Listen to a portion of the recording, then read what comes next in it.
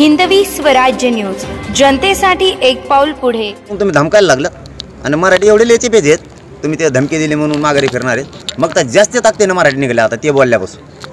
शस्त्राची भाषा केली तर मातीमध्ये मिसळून जाताल अशा पद्धतीने देखील त्यांनी काल सांगितलं. अगं बाबा म्हणा तेच जाऊन तिकडे बधेर आलेले तो शस्त्र काय सांगतो तो बरं तर कुठं बी ते तो काय करायचं कर जाय. गेवराईमध्ये 2 महिन्यात आपलं जालन्यामध्ये 2 महिन्यात 200 हे पिस्टल सापडल्या असं ते म्हणाले. ते सापडल्या कशा सापडल्या त्याचे उल्लेख केला त्यांनी आणि कारवाई करावी अशी मागणी करतात. तेच म्हणतोय मी, याला कसं काय माहीत होतं याने धंदा टाकला का कोणते पिस्तूल ऐकायचा. त्याला ती बीडची नंबरी का माहीत होती कोणी कोणाच्या घरावर जायचं. याला याच्या पाहुण्यानेच हॉटेल जाळलेली एवढंच माहीत नव्हतं फक्त. म्हणजे हे त्याच्यामुळे सांगितलं की मी जबाबदारीनं बोलतोय की गृहमंत्र्यांनी आणि मुख्यमंत्र्यांनी त्याची चौकशी करायला पाहिजे. सगळ्या त्याला कायदेशीर पदावरून हटवून नसता त्याच्यामुळं कायदा सुव्यवस्था बिघडू शकतो. गोरगरिबांचं मराठ्यांचं आंदोलन चांगलं चाललेलं आहे शांततेत. तो ह्या अशा पिस्तुला त्यांच्याच कोणाला तरी इकत देईल काहीतरी करील आणि मराठ्यांचं आंदोलन बदनाम होईल, मराठ्यांचं नाव बदनाम होईल. त्याची चौकशी करा. नसता याचा परिणाम मुख्यमंत्र्याला गृहमंत्र्याला दोघाला बघावं लागणार. 23 तारखेला आपली बीडमध्ये सभा झाली. त्यापूर्वी कन्हैया हॉटेलला एक बैठक झाली, चर्चा झाली आणि त्याच्यामध्ये एक बीडच्या स्थानिक पत्रकारांनी एक सवाल देखील केला होता की त्यामध्ये कन्हैया हॉटेलमध्ये चर्चा काय झाली हे जरांगे पाटलांनी मराठा समाजाला सांगावं. त्यांच्यावरती NC देखील दाखल झाली. कसं पाहता तुम्ही? हे काय मला माहीत नाही, पण मी समाजासमोर बोलत असतो. अंधारात खुनारात बोलत नाही मी. आणि मग हे पुढं चाललं असतं तिथं जर काही झालं असतं तर हे बंद केले असते ना. कार्यक्रम घ्यायचे, गावोगावी जायचे. कशाला तर फाडलं असतं पाय मोडूस तर. हे बघा, स्वतःच्या स्वस्वार्थासाठी गोरगरिबांच्या लेकराचं कल्याण होत असताना कसले आरोप नाही केले पाहिजे. मी आत्तापर्यंत समाजासमोरच केले काय करायचे. तिथं काय चर्चा झाली, तिथं का मंत्री होता का एखादा. ते आले ते आमची भाकर खाल्ली येऊन आम्हाला उलट कमी पडली. आमच्याच भाकरी खाऊन गेले. काय देऊन गेले ते कायच. आणि देणाऱ्यातलं आम्ही असतो ते मागच होतं. आंदोलन लय पुढं गेलं. समोरच्यानं स्टेटमेंट करताना त्याची बी स्वतःची कुवत मर्यादा बघून बोलायला पाहिजे. आपली जाईल का किंमत. आंदोलन खूप पुढे गेलं आता. हे मॅनेज फेनेजचं शेत ते लय लांब गेला आता. मॅनेज लाल मी कचा कच घोडेला येतो. काल भुजबळांना ईडीची नोटीस आली. त्यांच्या मुलांना देखील ईडीची नोटीस आणली गेली. कसं पाहता याकडं? शेवटी आता तो त्याच्या पापाचं विनाकारण त्या लेकराला बघायची वेळ आली. याने लय मोठं करून ठेवलं. कुणाचं खातो हे वर काही सोडलं नाही. भाज्यासुद्धा खाल्ल्या.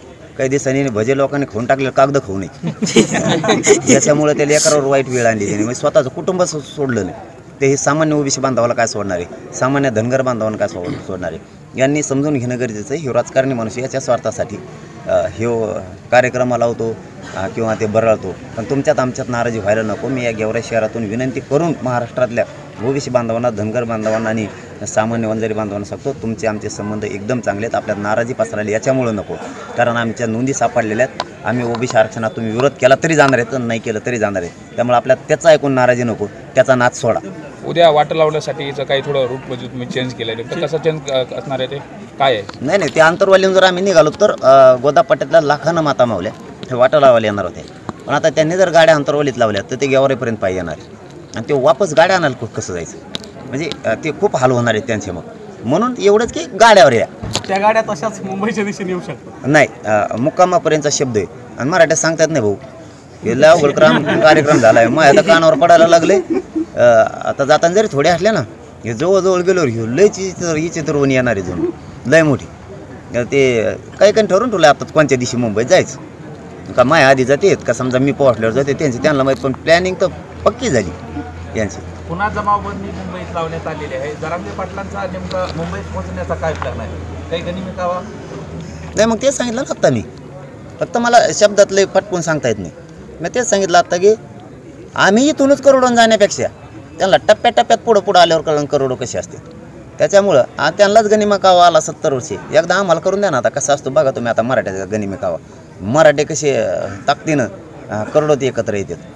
ते 44 लावली आणि काही केलं तरी आम्ही अगोदर आदर केलेला आहे कायद्याचा. त्याने 18 तारखेपर्यंत 144 लागू केला होता. आम्ही कायद्याचा आदर केला. म्हणलं 18 नको जायचं, 20 जानेवारीला आपण जाऊ. आता तुम्ही 20ला लावताना लावीत ठेवता. मग काय आम्ही गुत्त घेतलं का एकट्याने? तुमची काही जबाबदारी नाही का कायदा पाळण्याची?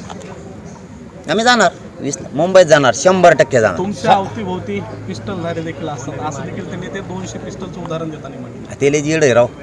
आता ती कुणी आता ही माझ्याजवळ उभा राहिली, या जो काय मला काय माहिती खिशात हात घातला. मला काय माहित कोणाजवळ काय असतंय ती. पण आमच्या कोणाला हाणले का, काय केलं का? तुम्ही रोडवरून आमचे लोक धरून नेणार विनाकारण, त्यांना बदनाम करणार, तुमच्यावर रिवालेर सापडी म्हणून बदनाम करता तुम्ही आमच्या लोकाला. एकदा आरक्षण मिळून द्या.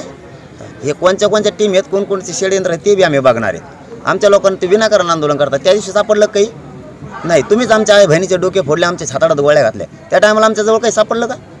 तुम्ही नंतर धरणार, मग तुम्ही टाकेता का काय? कोणालाच मी माझ्याबद्दलच नाही बोलतो, तुम्हाला सुद्धा माहीत नाही तुमच्या पाठीमाग कोण असू शकतो. माझी एक जबाबदारी की मी मुलगा म्हणून काम करतोय, मला नेता फाता व्हायचं नाही कोणाचा. मुलगा म्हणून काम करतोय, आरक्षण द्यायचं. आरक्षण मिळाल्याच्या नंतर मला काय नाही करायचं. हे माझ्या मराठा समाजाचा शब्द आहे. हा, मी हे शब्द अति छातीवर दगड ठेवून सांगतो. मी एक तर डोंगरात जाईन, एखाद्या हिमालयात जाईन, फक्त आरक्षण दिवस तर मात्र मी हटत नाही. हां, आणि कोणाला वळवळ बी करून देणार नाही मध्ये.